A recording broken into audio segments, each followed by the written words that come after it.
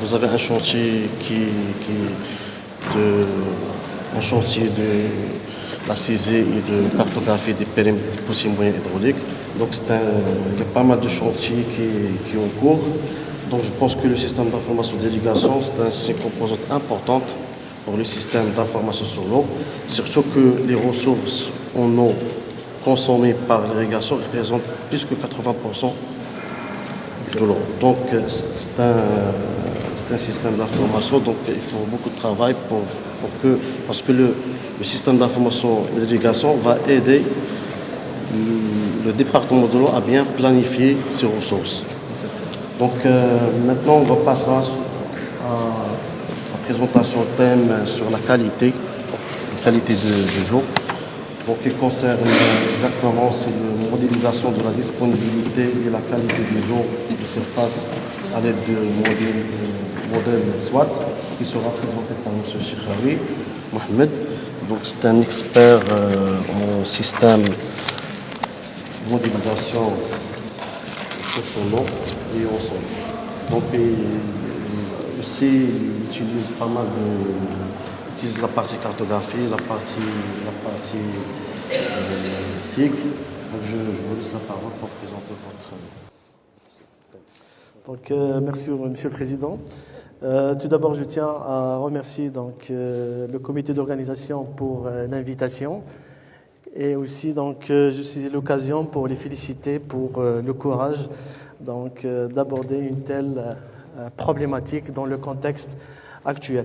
Donc la présentation va porter sur un sujet qui nous interpelle tous, donc c'est la modélisation de la disponibilité, de la qualité et la qualité des eaux de surface à l'aide du modèle SWOT, le problème du calage et influence du climat futur. Donc j'aimerais bien préciser que c'est un travail qui a été réalisé en partenariat dans le cadre d'une collaboration avec l'Université de McGill, plus précisément au centre de Bryce de ressources hydriques.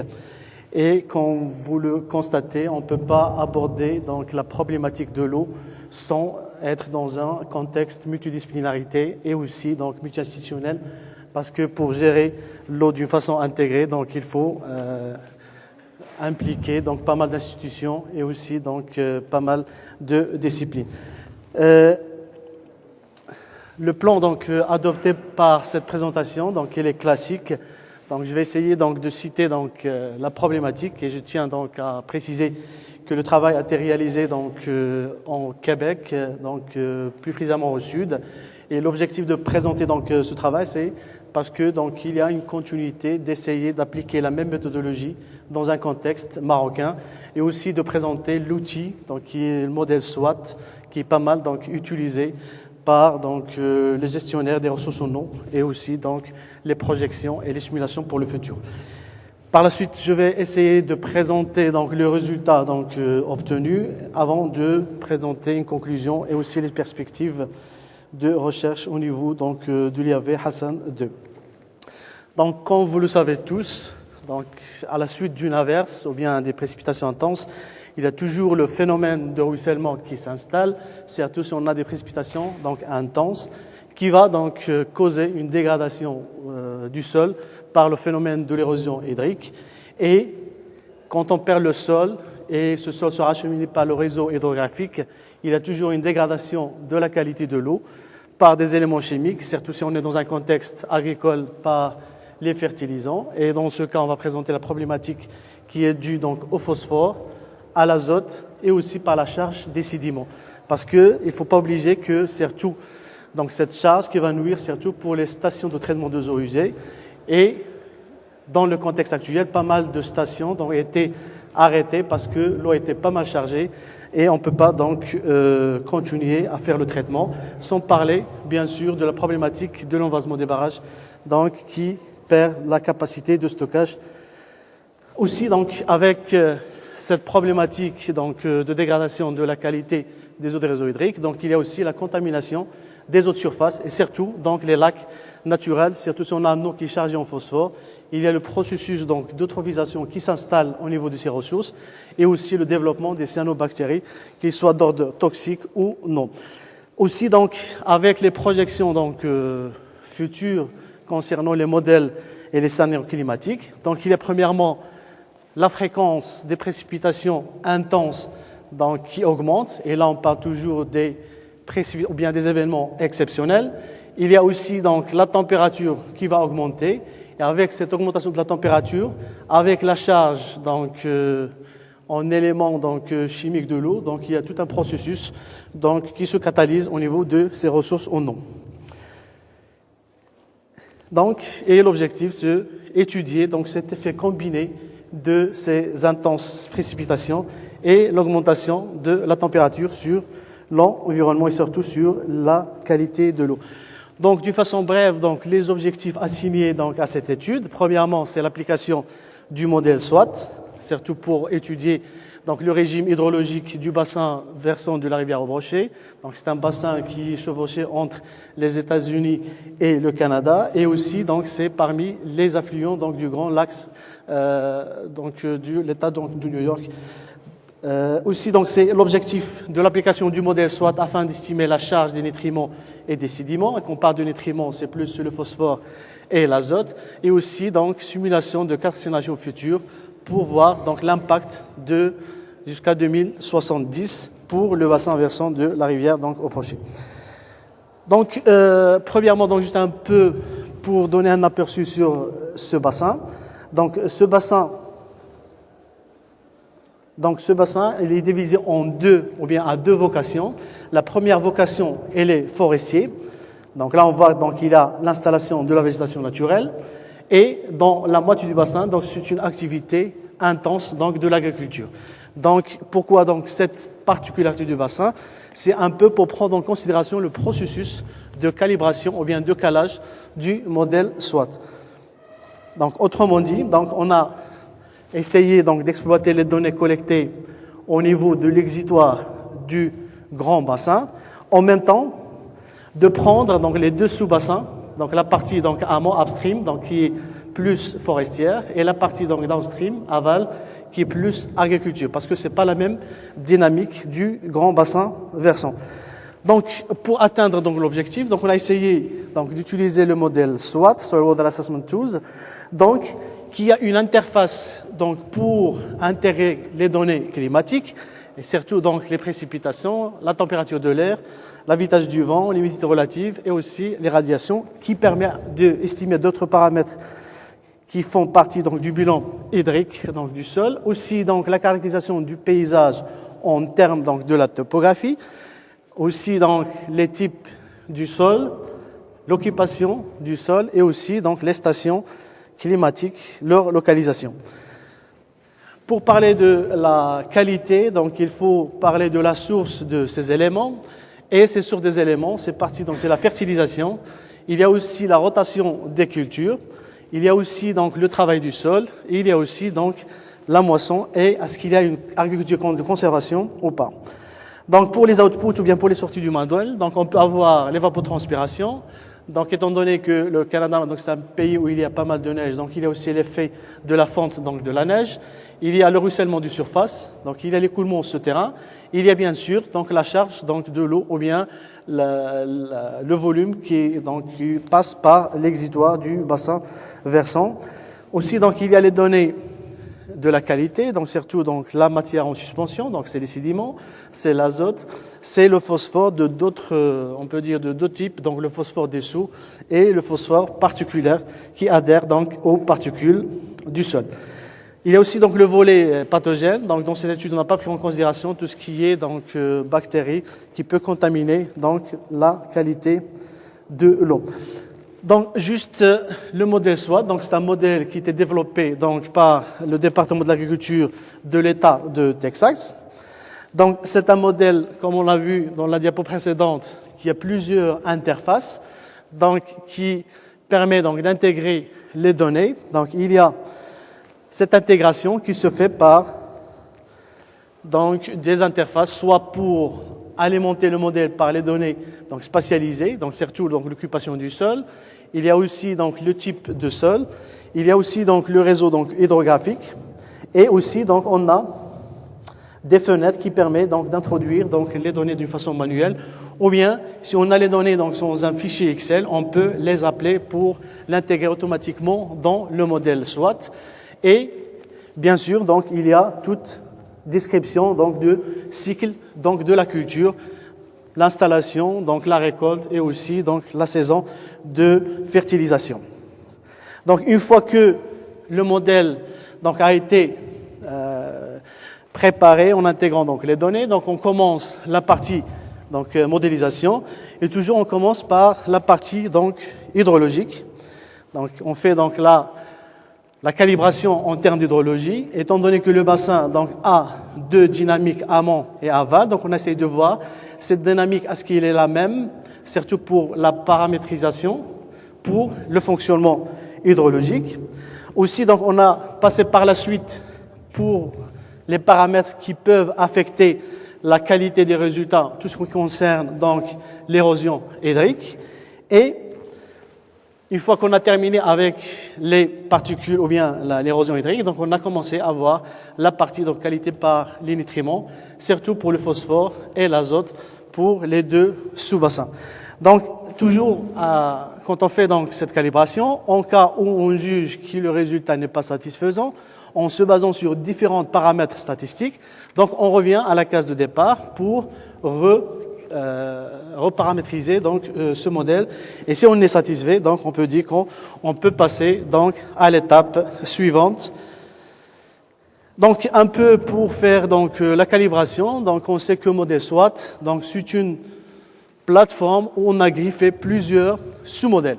Donc il y a par exemple si on prend le cas du modèle de l'érosion hydrique, donc le modèle de base pour le grand donc modèle SWOT, c'est donc la version modifiée donc de l'équation universelle des pertes en sol de Massel qui était développée par Williams. Donc on voit ici donc le modèle. Ça veut dire pour avoir un résultat donc satisfaisant concernant donc cette composante qui est l'érosion hydrique, donc il faut jouer sur les 6 paramètres qui contrôlent donc l'érosion hydrique. Pour tout ce qui est modélisation hydrologique, donc on fait donc le bilan au niveau de la surface, au niveau pour voir la fraction qui ruisselle et la fraction qui s'infiltre en se basant sur des modèles donc d'infiltration. Donc avec le modèle SWOT, on a la possibilité de choisir est-ce qu'on utilise la méthode du niveau de courbe ou bien du curve number ou bien par le modèle nortonien. Et pour évaluer donc la précision, donc on essaie de confronter les résultats, bien sûr simulés, avec les résultats observés, avec différents paramètres statistiques. Donc dans cette étude, on a opté pour 3 paramètres, donc la déviation par rapport à la valeur observée ou bien mesurée à la station. Il y a donc le coefficient de détermination ou bien donc le paramètre Nash-Cliff donc qui permet d'évaluer la précision du modèle. Donc, concernant donc le résultat donc de cet exercice, donc on a pour l'hydrologie, c'est-à-dire le flux ou bien le débit observé avec premièrement simulé. Donc, on voit que en se basant sur les données mensuelles, parce que le pas de l'évaluation donc peut affecter le résultat. Si on travaille à l'échelle mensuelle, donc c'est pas qu'on travaille à l'échelle annuelle et c'est pas comme on travaille à l'échelle journalier. Donc le modèle, il était alimenté par les données donc journalières, mais la validation, on l'a fait à différents niveaux. Le niveau donc journalier, mensuel et annuel. Donc là, le cas présenté, donc c'est plus, donc c'est mensuel, donc pour les deux sous-bassins, c'est-à-dire le sous-bassin au niveau de l'amont et le sous-bassin au niveau donc de la partie aval. Donc on a eu aussi donc le bilan hydrique au niveau du tout bassin pour avoir une idée sur les différentes composantes de ce bilan.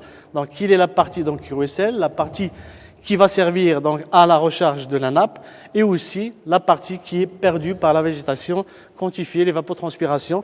Et ce sont des valeurs qui vont aider ou bien aider par la suite à penser à des mesures d'adaptation, surtout si on va faire l'exercice dans un contexte de changement climatique. Donc le même travail a été fait donc pour ce qui concerne donc les sédiments. Donc là on a trouvé donc des résultats aussi intéressants, mais aussi la dynamique donc n'est pas la même bien sûr parce que les sols donc dédiés à la forêt donc moins de pertes en sol que les parties donc réservées à l'agriculture. Et aussi donc parmi donc les défis donc pour faire la calibration en termes donc de sédiments, c'est aussi la fréquence de prendre les observations au niveau de la station de mesure. Parce que si on a donc une mesure continue par turbidité, c'est plus simple que d'avoir donc des échantillons ponctuels où on a la concentration. Il faut passer de la concentration qui est ponctuelle à une donnée qui est continue. Par la suite, donc, on a fait le même exercice pour le phosphore. Donc là, on voit aussi donc, le résultat et on a jugé que le résultat donc, est satisfaisant. Aussi pour l'azote, tout en sachant que la dynamique ou bien le processus de transport de l'azote, elle est totalement différent du phosphore, surtout que l'azote se transporte sous forme donc, dissous, donc, et le phosphore, on peut le trouver sous forme particulière et qui peut affecter donc, le travail ou bien le résultat à la fin. Donc c'est pour ça qu'il faut prendre en considération donc, ce processus de transport. Par la suite, donc, on a essayé de faire l'exercice, mais cette fois-ci à l'échelle donc, annuelle. Donc, et là, on voit qu'on travaille à l'échelle annuelle à la fin, donc on peut constater qu'il y a une amélioration donc, de résultats parce que le pas il est très grossier, donc qui peut absorber donc, plus d'incertitudes que son travail à l'échelle donc, journalier. Donc ça aussi donc, c'est le résultat concernant donc, les données donc, de l'érosion. Donc ça aussi donc, au niveau d'érosion, mais plus à la partie donc, aval. Donc la question donc, qui se pose jusqu'à maintenant, donc, pourquoi on a fait donc, cette partie donc, de calibration du modèle SWOT et comment aussi on va aborder donc, cette dimension donc, du changement climatique. Donc, c'est très simple parce qu'il faut absolument donc, avoir un modèle qu'on juge donc, fiable pour prédire donc, tout ce qui est bilan hydrique et tout ce qui est qualité de l'eau en se basant sur données observées. Comme ça, on peut évaluer l'incertitude qui peut être expliqué par le modèle. Et par la suite, donc, on a fait appel aux données donc, climatiques. Quand on parle aux données climatiques, c'est-à-dire on a utilisé les outputs ou bien les sorties du modèle climatique, surtout le modèle global. Et là, ce modèle donc, permet donc, de générer les données automatiquement à partir de 1900 avec un jeu de données donc, qui a servi pour alimenter donc, ces modèles. Et ils ont donc estimé donc, ces jeux de données jusqu'à 2100 avec différents scénarios. Et quand on parle des scénarios, il y a les scénarios, on peut dire pessimistes, où donc, les scientifiques donc, jugent qu'il y a plus d'activité industrielle qui va contribuer de plus à la pollution. Et quand on parle de la pollution, à l'effet donc à l'émission des gaz à effet de serre, qui vont augmenter la température, donc c'est le constat qui est connu maintenant par tout le monde, et aussi par la réduction de la lame précipitée. Donc là, on peut aller avec un jeu de données de pessimiste à l'optimiste. On va dire que les gens vont être plus conscients et ils vont réduire leur émission donc à gaz à effet de serre. Par la suite, donc en fonction de la disponibilité de nos données, donc on a choisi une période donc de référence qui est de 1960 à 1990 et une période donc future ou bien de projection donc qui est de 2040-2070.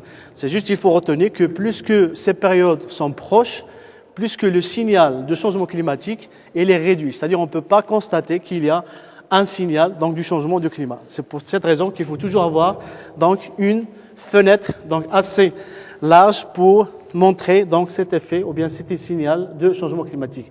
Donc ce qu'il faut noter aussi, donc on a utilisé pour cette étude donc les données générées par le modèle canadien, et ça c'est le modèle régional parce qu'il y a une différence entre le modèle régional et le modèle global.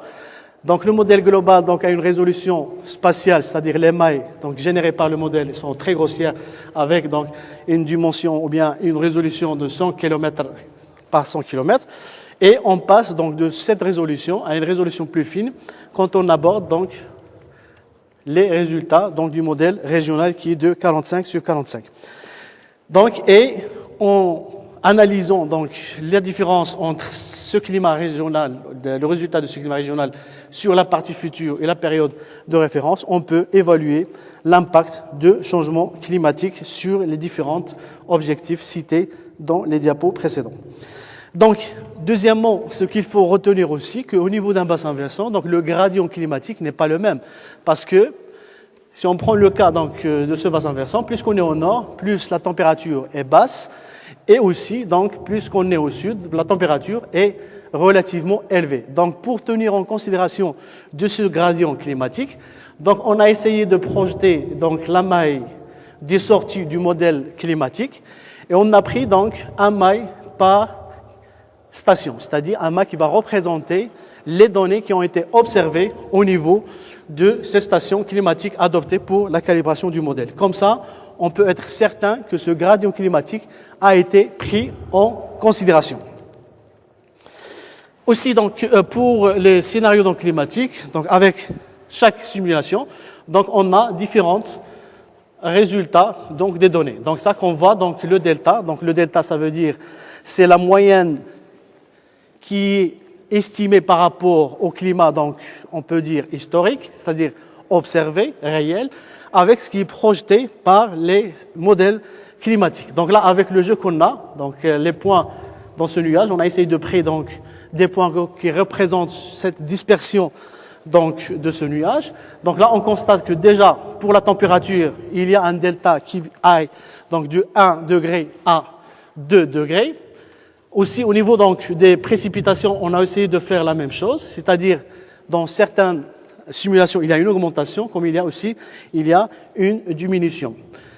Et aussi en fonction donc de la saison. Par la suite, donc on a essayé donc de faire tourner le modèle avec les données observées, avec les modèles, les données donc simulées. Et là, dans les modèles simulés, on a essayé donc différentes cas. Donc là, on a essayé donc premièrement de voir le modèle, l'observer. Donc là aussi, on a essayé de prendre un jeu de données avec le modèle arpège, le modèle français, pour voir la tendance avec le modèle canadien et le modèle donc français. Et aussi, donc, on a essayé donc d'avoir les résultats de chaque jeu de données pour faire une comparaison, pour évaluer donc l'effet du climat. Et bien sûr, donc, pour voir donc l'impact du climat sur le fonctionnement hydrologique, sur la charge des sédiments, sur le phosphore total et sur l'azote total. Donc, parmi donc les résultats obtenus concernant donc cette partie, donc déjà on voit avec la comparaison donc de ce qui est donc historique donc avec observé, et donc là ce sont les mêmes jeux de données parce que comme on a vu tout à l'heure, le modèle climatique génère donc les données depuis 1900 jusqu'à 2100. Donc on a essayé pour le même jeu de données, c'est-à-dire la même simulation, comparer ce qui était passé avec ce qui était projeté dans le futur. Et là, on voit la comparaison aussi. Si on prend le cas donc de l'hydrologie, et surtout l'hydrologie mensuelle, la moyenne pour la période de référence et la moyenne de la période future, on voit qu'il y a un décalage. Et ça peut être expliqué dans un climat, on peut dire, froid, par la fonte de neige qui sera un peu avant ce qui est connu par le passé. C'est-à-dire qu'au lieu d'avoir la fonte de neige au mois de mars, on va avoir au début du mois de janvier, au mois de février. Et ça peut être expliqué par l'augmentation de la température. Aussi, on note qu'il y a donc des périodes sèches au niveau de l'été. Donc ça concerne donc le fonctionnement hydrologique du bassin. Et on a essayé de voir est-ce que cette différence est significative avec ce qui se passe dans le futur et de le passé, parce que si le résultat n'est pas significatif, on ne peut pas dire qu'il peut justifier des mesures d'adaptation. Parce que le problème, c'est que comment on peut planifier des mesures d'adaptation à ce changement du climat. Si on juge que ce changement n'est pas significatif, donc il ne peut pas justifier donc, les montants ou bien des fonds pour corriger la situation ou pour éviter donc, des catastrophes donc, naturelles. Donc aussi, donc, on a fait le même exercice donc, pour l'hydrologie, mais cette fois-ci en termes de la saison. Et on note donc qu'il y a donc, la lame qui s'écoule en hiver donc, augmentée. On a dit que ça peut expliquer par l'augmentation de la température, alors que dans la période estivale, on a constaté qu'il y a des périodes donc, de sécheresse. Et là, qui fait donc, dès maintenant de penser comment on peut contourner donc, cette situation, tout en sachant que la période estivale, c'est la seule période où on peut produire. C'est-à-dire, le secteur agricole sera pas mal concernés par ce problème et comment on peut résoudre donc ce déficit au niveau de la période estivale.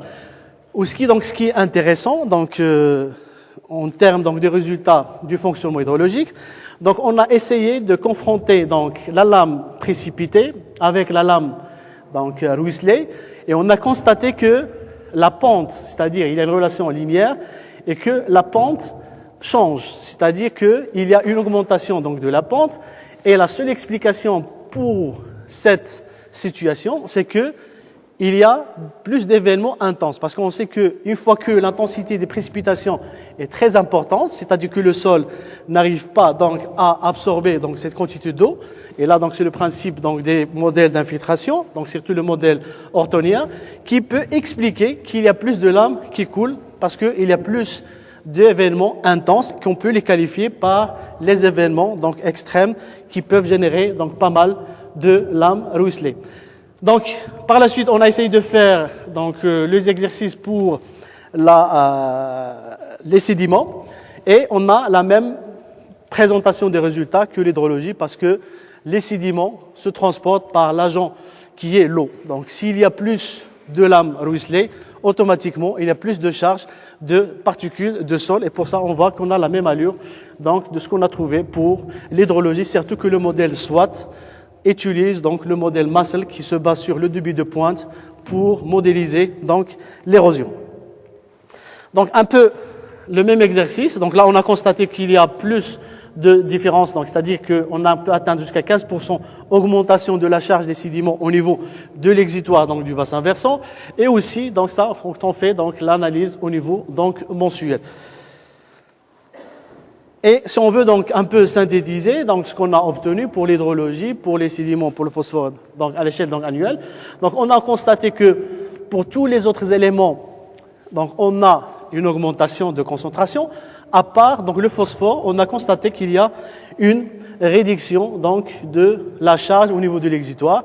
Et ce constat, donc la seule explication, c'est qu'on sait que le phosphore, donc il y a tout le processus de minéralisation qui va donc se catalyser avec l'augmentation de la température. Pour cette raison, donc il y a moins donc des pertes de l'azote au niveau de l'eau de surface, parce que là, il faut donc noter qu'on parle plus de l'eau de surface et pas de l'eau souterraine. Pour cette raison, donc on a moins de charge de phosphore, d'azote au niveau donc de l'eau de surface. Donc ça, donc vous voyez qu'il y a donc une réduction donc de 5%. Donc ce qu'on peut tirer donc conclusion donc de cette étude, donc c'est que le couplage du modèle SWAT avec le modèle régional climatique canadien donc a permis d'évaluer donc l'impact donc du changement climatique surtout pour étudier donc l'érosion du sol. Aussi donc le modèle SWAT calibré et validé contribuera donc à la définition donc des mesures de correction sur la dégradation des sols à l'échelle donc de la parcelle et du bassin versant et qui permettra donc de définir et de développer des mesures d'adaptation au changement climatique. Et là donc je suis l'occasion que cette expérience donc sera un peu donc testée donc au niveau donc du nord du Maroc donc sur le barrage donc Ibn Battuta donc qui est donc un projet en partenariat avec les Français, donc avec l'Agence de recherche pour le développement. Donc il y a le même outil qui sera utilisé donc dans le bassin donc Nakhla, un bassin juste à côté. Donc il y a un travail qui va être réalisé en utilisant le modèle SWAT, mais cette fois-ci plus pour mesurer donc l'efficacité donc des pratiques ou bien des mesures de correction concernant donc l'érosion hydrique. Et aussi donc dans le cadre d'un projet donc EcoWatt donc qui valorise et gère la gestion économique intégrée de l'eau d'irrigation au niveau du bassin versant donc de Mrbé, et c'est un projet donc qui se fait avec l'appui et de l'Académie Hassan II donc des sciences techniques. Donc ma présentation donc prend fin, donc je vous remercie pour votre attention.